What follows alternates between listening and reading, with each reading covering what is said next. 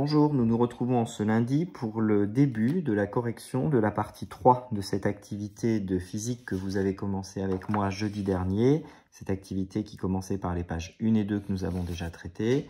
Et nous nous retrouvons pour étudier le jouet Kinder Surprise que vous avez déjà étudié à plusieurs reprises, que ce soit dans le cadre du cours ou que ce soit dans le cadre des activités expérimentales précédentes. La première question, c'est la question classique lorsque vous avez une chronophotographie. Il vous faut commencer par marquer d'une croix la position de chaque corps, objet, solide, point. À l'aide donc d'une croix, je vous rappelle que les points ce sont des croix. J'ai décidé de prendre le mieux possible le centre de gravité de ce téléphone. Je me place donc à peu près à chaque fois au milieu de l'objet.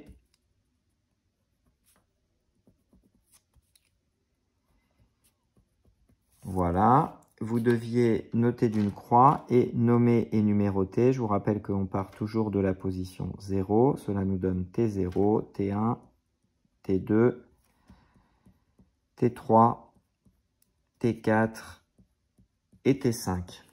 Voilà pour ce travail.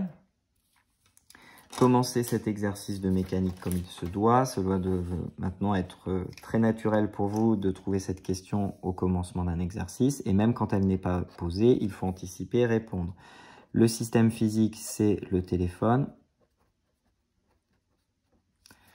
Noté par la lettre T, ça sera notre choix imposé pour cet exercice. Le référentiel est terrestre, lié au support.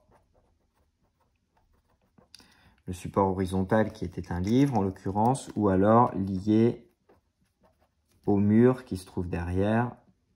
Bref, à différents objets de référence possibles et imaginables que l'on peut deviner sur la chronophotographie. Décrire avec méthode le mouvement représenté sur cette chronophotographie. Alors, on revient sur des méthodologies déjà vues et revues. Le système physique, je ne vais pas commencer par ça, plutôt dire tout simplement que les points sont alignés. Ça signifie que la trajectoire est une droite, ce qui permet de conclure que le mouvement est rectiligne.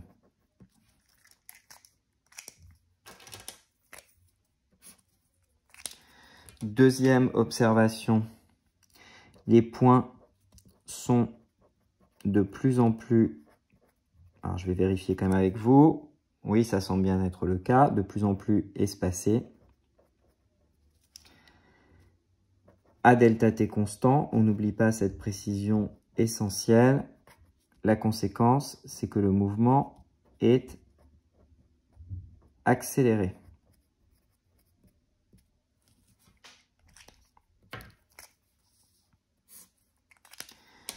Cela vous permet de traiter la conclusion générale. Le mouvement est à la fois rectiligne et accéléré.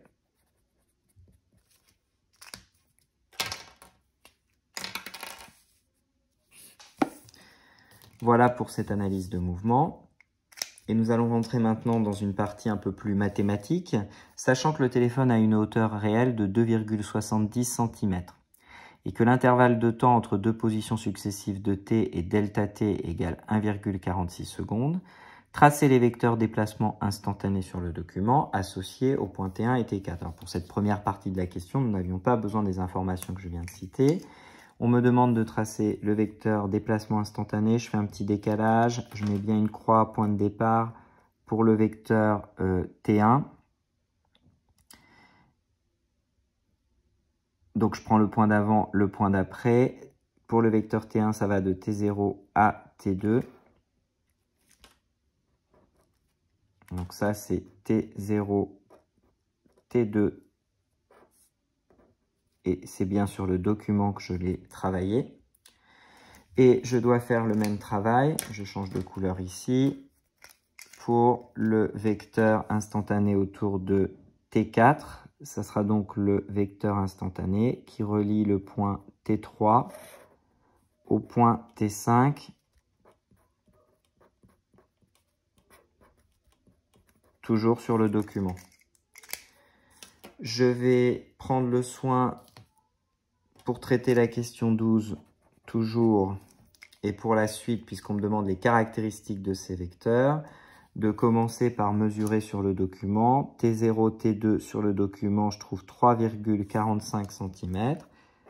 T0, T2 sur le document. Si j'ai fait une mesure, attention, il s'agit d'une norme, est égal à 3,45 cm. C'est bien ce que j'ai dit, je vérifie avec vous. Et puis, pour T3, T5, on trouve 5, alors je mesure bien de point à point, 5,05 cm.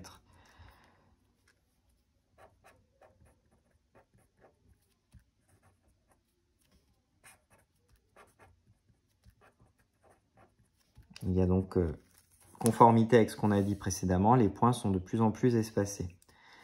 Alors, on nous demande de donner les caractéristiques de ces vecteurs dans la réalité. Il faut donc commencer par dresser une échelle. Si je parle d'une échelle, ça veut dire que je fais un lien entre ce qu'il y a sur le document et le réel. Ce qui va me permettre de faire le lien entre le document et le réel, c'est la hauteur du téléphone. On m'annonce 2,70 cm.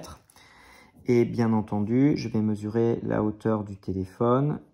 Je trouve 2 cm sur le document. Ayant 2 cm sur le document pour 2,70 cm dans le réel, cela va me permettre de traiter les deux vecteurs déplacement instantané que j'ai trouvés. L'un qui fait 3,45 cm, l'autre qui fait 5,05 cm. À chaque fois, il s'agit d'un simple produit en croix. 3,45 fois 2,70 divisé par 2. On trouve ici 4,66 cm dans la réalité. Et pour le deuxième, 5,05 fois 2,70 divisé par 2. Cela donne 6,02 cm dans la réalité. Nous allons alors avoir la possibilité de donner toutes les caractéristiques de ces vecteurs déplacement instantanés. Réel bien sûr, puisque c'est ce qu'on nous demandait. Alors je commence comme demandé par T0, T2 réel. Point d'application, eh bien ce vecteur commence en T0, il concerne bien sûr le point T1, mais son point d'application c'est T0. Sa direction, c'est la droite T0, T2. Le sens, c'est vers la droite ou de T0 vers T2. Comme ça, il n'y a aucune ambiguïté. Le nom, c'est la notation que nous avons retenue. Et enfin, la norme, eh bien, je peux annoncer que c'est 4,66 cm puisque nous l'avons calculé. Et il s'agit bien du vecteur réel. Je fais le même travail pour T3, T5, qui correspond au vecteur déplacement instantané au point T4. Le point d'application, c'est donc bien T3 sur le schéma, même s'il concerne le point T4. La direction, c'est bien la droite qui passe par T3, T5. Le sens, ça va de T3 vers T5. Le vecteur va de T3 vers T5. Le nom ou la notation est donné ici. Et la norme, on l'a trouvée à 6,02 cm.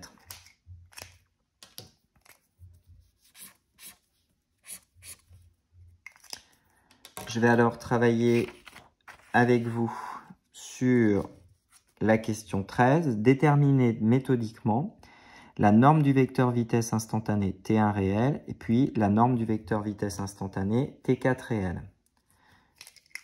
Pour la question 13,